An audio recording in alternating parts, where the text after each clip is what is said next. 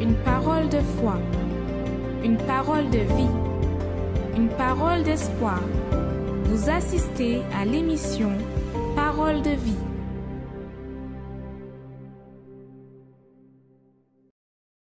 Maman, bonjour. Bonjour, pasteur. Saluez le peuple de Dieu. Bonjour, peuple de Dieu. Bonjour. Maman, vous vous appelez comment? Vite. Maman Angèle. Maman Angèle, qu'est-ce que Dieu a fait? Dieu a opéré les miracles dans ma vie. Beaucoup, je ne peux pas dire tout. Je veux être bref. Dieu, on m'appelle, ma fille est encore gentille avec ses enfants. Lundi, elle m'appelle. Maman, l'enfant est au coma. Nous sommes à l'hôpital. L'autre qui est à Cocotier. Maman, l'enfant au coma, nous sommes à l'hôpital. J'ai dit, toi diable, tu es un menteur. Là où j'ai déjà mis ma vie sur l'autel, là, Jésus est mort. Il a enterré tous mes péchés et moi et ma famille et mes enfants. Toi, tu vas encore s'aimer quoi là? Je dis, toi, tu mens. Là, on doit m'appeler que les enfants là sont déjà en vivant. J'ai damé la prière, prier, tout d'un coup. Maman, c'est bon. Maman, c'est bon. J'ai dit, merci Dieu. Tu as damé la prière. Damé bien la prière. Et ça a marché. Et ça a marché. Qui a fait? Acclame Jésus. Maman, bonjour. Bonjour, pasteur. Salut le peuple là-bas. Bonjour, peuple de Dieu. Qu'est-ce que Dieu a fait? Dieu a fait les miracles dans ma vie. Par ma foi, Dieu a délivré mes 2 fils. 2 fils. Du banditisme, des drogues, de tout ce qu'ils buvaient. Il est là, David et son aîné. Où est David? Ouvrier. Il est où? Viens.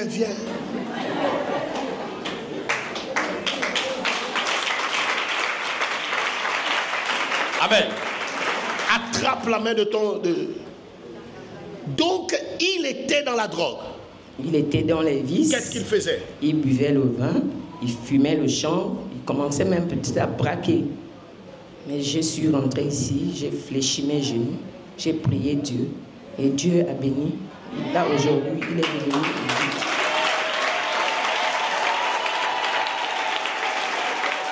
Acclame Jésus bien fort là. Église, la prière de la famille, ça marche ou ça ne marche pas? Alors n'oublie pas, au palais des sports, ma famille au pied. Donc aujourd'hui, ton fils est un homme de Dieu. Mon fils est un homme de Dieu, son grand frère aussi, mais il prie ailleurs. Le salut est rentré dans ta maison. Le salut est rentré dans ma maison et la paix. Au nom de qui? Donc tu as fait souffrir la maman là. Tu faisais quoi? À partir de l'âge de 16 ans, elle ne savait pas. C'est comme elle dit là, je vivais déjà dans une vie d'alcool en cachette à 16 ans, 17 ans, jusqu'à avoir 18 ans. C'est à 19 ans qu'elle a su que je vivais la mauvaise vie. Tu fumais? Elle ne savait pas que je braquais, mais elle savait que je fumais, que je buvais d'alcool. Le jour où elle m'a vu en train de fumer dans la chambre, je me rappelle, j'étais avec mes amis. Elle s'est révoltée, elle s'est fâchée elle m'a tapé dessus. Bon, j'ai banalisé, je n'ai pas arrêté le même jour. J'ai toujours continué dans ça, j'ai toujours continué. Et la mauvaise vie a fait en sorte que je puisse aussi penser maintenant autrement. Je vivais maintenant dans le braquage à cause des amis, mais les amis n'ont pas influencé ma décision. Moi, j'étais conscient de ce que je faisais. Donc, on vivait dans le braquage. Même à l'école, c'est qu'à gaspiller mes études. Au niveau de l'école, elle avait payé, je pense, 150 000 pour que, voilà, le transfert au lycée d'État à 150 000. J'ai commencé le premier mois, j'ai commencé à aller bien à l'école. Le deuxième mois, je ne partais plus à l'école, je portais juste la tenue, mais je n'allais plus en classe. J'ai fréquenté les amis, on prenait les stupéfiants, on fumait dans l'établissement, parce qu'il y avait une barrière qu'on sautait souvent, on fumait là-bas, et ça a gaspillé ma vie. Je me suis retrouvé dans une vie que je ne voulais même plus vivre, mais j'étais obligé de vivre ça parce que je n'avais pas le choix. Amen. Avant, il a servi le diable. Aujourd'hui, va, que Dieu te bénisse. Va avec ton fils. Que le Seigneur Jésus vous bénisse à vous et à toute votre famille. Nous commençons cette émission Parole de vie Et nous venons d'accompagner ces témoignages. Quelle joie de cette mère. Quelle joie. Aujourd'hui, elle n'a plus de préoccupation. Aujourd'hui, elle sait que lorsque son fils n'est pas au travail, il est dans la maison de Dieu. Il est en train de servir à Dieu, selon ses moyens, selon sa condition. Remarquez quelle merveille. Avant n'était pas comme ça. Elle vivait inquiète par rapport à son enfant. Et son enfant, excusez-moi de vous dire, il avait deux chemins à suivre. Soit il allait, avant de connaître la foi, soit il allait en prison, ou soit il allait perdre sa vie. Parce que parfois la personne, elle marche dans un chemin qui n'a pas de retour. Elle empruntait un chemin que seulement Dieu est capable de délivrer cette personne. Mais c'est dimanche 14 avril, nous serons ici à l'Église universelle du Royaume de Dieu afin d'élever une grande clameur en faveur de vous. Peut-être vous êtes un enfant que vous vous sentez rejeté. Peut-être vous-même qui m'accompagnez, vous ne croyez plus en vous. Votre vie est tellement ravagée par des problèmes que vous, au moment que vous vous regardez, vous ne croyez plus qu'il y a une solution pour vous. Mais sachez qu'il y a une solution, mon ami. Dieu ne rejette personne. Pendant toute cette semaine, on vous a montré un verset biblique, et je voulais vous montrer encore ce verset biblique, qui est basé dans le livre de Job, qui dit exactement comme ça. Dieu est puissant, mais il ne rejette personne. Il est puissant par la force de son intelligence. Dieu est tellement puissant, mais il ne rejette personne. Il ne rejette pas ceux qui ont une religion, ceux qui n'ont pas une religion. Il ne veut pas savoir de votre passé, de vos erreurs, de vos fautes, de vos failles. Il ne veut pas savoir si vous avez critiqué ou si vous n'avez pas critiqué. Il ne veut pas savoir si vous êtes éloigné de sa maison. Non, il ne veut rien savoir. Il veut vous donner une chance, une opportunité de changer votre histoire, de changer votre vie. C'est dimanche 14 avril, à 7h du matin ou à 10h du matin, ici, au Cénacle du Saint-Esprit, ou dans l'une de nos églises, l'église universelle plus proche de chez vous, vous aurez la condition de participer d'une grande clameur qui sera réalisée en faveur de vous. Dieu, il est puissant et il veut vous étendre la main et vous retirer de cette situation difficile. Accompagnez encore témoignages de personnes qui ont été touchées par la puissance de notre Seigneur, le même qui ne rejette personne. Bonsoir. Bonsoir, pasteur. Salut le peuple de Dieu. Bonsoir, peuple de Dieu. Bonsoir. Qu'est-ce que Dieu a fait? Je viens témoigner pour mon mari, parce qu'il ne voulait pas se lever quand le pasteur a demandé de témoigner. En fait, il est là. Oui, pasteur. Parle d'abord, après on va la...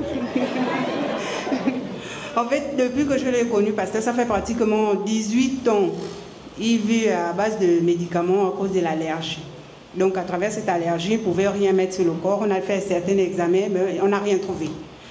Donc, à travers la foi, on pratiquait, que ce soit lui, que ce soit le CEP, peu importe ce qu'on donnait. Je lui dis non, il faut faire le propos parce que là, je ne comprends pas. S'il est à l'hôpital, il n'y a rien. Et maintenant, tu continues à boire ces médicaments. Chaque semaine, pasteur, il fallait qu'il va dépenser 5 000 et quelques pour la boîte de comprimés. Et ça fait toute la semaine. Donc, à travers l'événement... Il est resté avec ce problème de peau là pendant combien de temps? 18 ans pratiquement. 18 ans? Oui. 18 ans pratiquement parce que je l'ai connu, il avait déjà ça. Nous sommes ensemble il y a 17 ans. Donc, il avait ça depuis. Donc, quand j'ai connu la foi, j'ai dit non. À travers la foi là-bas, bon, j'ai eu certaines guérisons et tout. Donc, pourquoi pas toi aussi de participer aussi aux prières. Bon, au début, c'était pas facile, parce que de dire à quelqu'un qui est à la maison, qui ne prie pas, de venir un peu pratiquer la foi, c'était pas facile. Mais on a juste constaté, après l'événement, lève-toi et marche. Après l'événement, lève-toi et marche. Oui, pasteur. Lui-même, on était assis avec les enfants. C'est là où on a dit non, il y a encore un propos, Dieu n'a pas changé. C'est là où il me dit, mais tu ne vois pas que depuis l'événement, Dieu n'a pas changé. Lève-toi et marche. Je ne bois plus les compromis. Je dis, c'est vrai, tu ne bois plus les compromis. Et ça pourra changer, pasteur. Tout devient tout propre maintenant. Il est tranquille, il ne prend plus le médicament. Après 18 ans de maladie, maintenant ça va. Oui, ça va, pasteur. Maintenant, il est où? Il est là. Levez-vous, monsieur. Vous êtes convoqué ici devant la croix. Approchez. Acclame le Seigneur. Acclame le Seigneur. Église, acclame le Seigneur. Maman, 18 ans de maladie. 18 ans de l'allergie, pasteur. Monsieur, 18 ans. Oui, oui, oui. Vous avez souffert. Expliquez-nous un peu les moments difficiles avec cette situation de 18 ans. Mais j'ai gratté, c'est marqué blessure partout. Des blessures partout. Oui. Lorsque vous êtes allé à l'hôpital, qu'est-ce qu'ils ont dit? Qu'est-ce qu'ils ont fait? J'ai fait tous les examens. Il n'y a rien qui sont trouvés. Donc, le lève-toi et marche, le dernier propos qu'on était ici, c'est là où vous avez reçu la guérison. Oui, oui, oui, oui, oui. Et aujourd'hui, comment vous êtes? Je suis bien portant. C'est fini l'allergie? C'est fini l'allergie. Madame, la prière de la foi, ça marche? Ça marche, pasteur. Qui a fait? Le Seigneur Jésus. Acclame le Seigneur Jésus bien fort. Dieu vous bénisse. Allez. Nous vous montrons toujours des témoignages de personnes qui ont été touchées par le pouvoir de Dieu. Mon ami, Dieu, il ne choisit pas qui il bénira. Au contraire, il est écrit dans sa parole, « Invoque-moi et je te répondrai. » Peu importe qui est la personne qui invoque Dieu, ou d'où elle invoque le Seigneur. Si vous l'invoquez avec foi, assurance, détermination, il va vous entendre. Tout à l'heure, nous allons faire une prière en faveur de vous. Nous allons invoquer le pouvoir de Dieu. Vous pouvez préparer un verre d'eau, une bouteille d'eau, peut-être le médicament que vous prenez, nous allons consacrer la photo de quelqu'un de votre famille, qui sait quelqu'un qui se trouve en prison, quelqu'un qui, ça fait un moment qu'il ne vous appelle plus. La personne, on dirait qu'elle vous a abandonné. Nous allons clamer en faveur de vous d'ici à quelques instants. Acompanhez cette chanson, nous avons une chanson officielle de notre grand événement que nous aurons en faveur de la famille au Palais des Sports le 23 juin à 9h du matin. Ça sera extraordinaire. Vous allez écouter un peu cette chanson et vous aurez la condition aussi d'apprendre un peu la chanson, parce que ce jour-là, nous allons aller au pied de la croix avec notre famille. Nous allons dire, Seigneur, voici ma maison, voici ma famille. Et Dieu agira, Dieu bénira votre vie.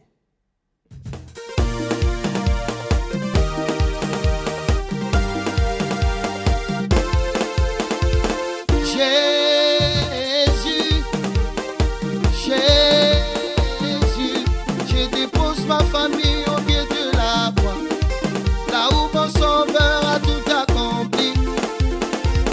Jésus, Jésus, je dépose ma famille au pied de la croix, là où mon sauveur a tout accompli. Jésus, Jésus, Jésus, je dépose ma famille au pied de la croix, là où mon sauveur a tout accompli. Jésus, Jésus, mon Jésus, oh Jésus, je dépose ma famille au pied de la croix, là où mon sauveur a tout accompli. Le dimanche 23 juin, je serai là-bas au Palais des Sports avec toute ma famille pour un moment inoubliable, un moment de miracle, de témoignage au nom de Jésus. Un dimanche pas comme les autres, un dimanche du Saint-Esprit et de mon salut, la restauration, la victoire au pied de la croix. Jésus, Jésus, je dépose ma famille au pied de la croix, là où mon sauveur a tout accompli. Jésus, Jésus, Jésus, je dépose ma famille au pied de la croix, là où mon sauveur a tout accompli. Le dimanche 23 juin, je serai là-bas au palais de sport avec toute ma famille pour un moment inoubliable, un moment délicat de témoignage au nom de Jésus. Un dimanche pas comme les autres, le 23 juin, un dimanche du Saint-Esprit, de mon salut, la restauration, témoignage au nom de Jésus.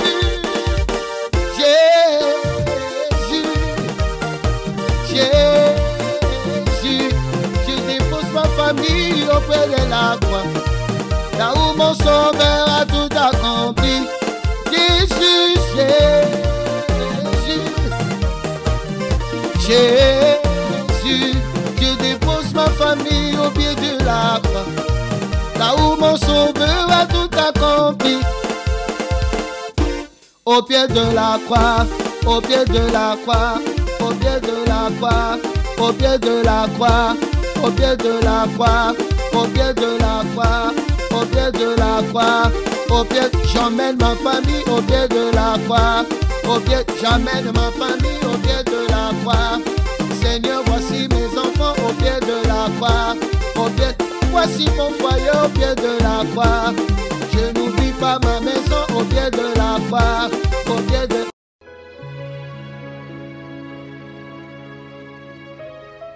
La prière est le lien qui nous unit à Dieu. À travers elle, nous nous libérons des chaînes qui nous emprisonnent, de la mort qui nous persécute, et nous trouvons la véritable raison de vivre. C'est le moment de la prière. Nous allons parler avec Dieu. Seigneur notre Dieu, notre Père, mon Dieu, j'étends mes mains, Seigneur, en direction de toutes ces personnes qui nous accompagnent dans cette émission Parole de Vie. Des personnes qui invoquent ton nom d'un lit dans l'hôpital, de sa chambre, de son travail. Des personnes, Seigneur, qui croient, Seigneur, que toi, tu es le seul capable de bénir et de changer sa vie. La main de l'Éternel n'est pas trop courte. Les oreilles de l'Éternel ne sont pas trop dures. Alors, là où vous êtes en ce moment, Dieu il vous relève. Là où vous êtes en ce moment, Dieu il vous touche. Là où vous êtes en ce moment, soyez délivrés de ce cancer, de la dépression, de la oppression. Que toutes sortes de malédictions soient brisées maintenant au nom de Jésus. Soyez délivrés de cette douleur. Soyez délivrés de cette pensée suicidaire. Recevez la vie, mon ami. Recevez la paix. Recevez la joie. Recevez la transformation de Dieu dans votre vie. Je déclare que votre vie est bénie. Je déclare que vous êtes touchés par son pouvoir. Au nom du Père, du Fils et du Saint-Esprit, recevez la vie. Recevez la transformation. Il est Dieu qui est vivant. Il vous relève. Tenez-vous debout en cet instant. Parce qu'à partir de maintenant, Dieu lui préparera de grandes victoires, de grandes bénédictions pour vous et pour toute votre famille. Et vous qui croyez, dites Amen. Grâce à Dieu. Amen. Meus amis, que le Dieu Tout-Puissant vous bénisse. Hein? Et il va vous bénir.